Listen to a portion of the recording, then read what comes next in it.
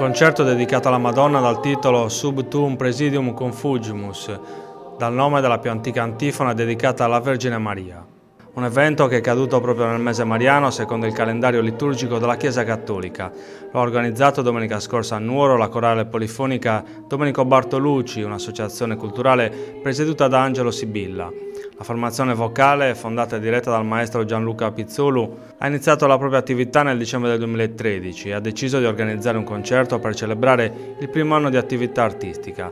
La manifestazione musicale non a caso è stata ospitata nell'antico santuario di Nostra Signora delle Grazie, una location suggestiva in piena armonia col tema della serata. Oltre alla corale polifonica Domenico Bartolucci, al concerto hanno preso parte la corale polifonica Porrino di Nuoro diretta dal maestro Don Giuseppe Meloni, la corale Leilese e la polifonica Lugudorese dirette dal maestro Giovanna De Murtas e il coro femminile Melabrina di Illorai, diretto dal maestro Barbara Cussu.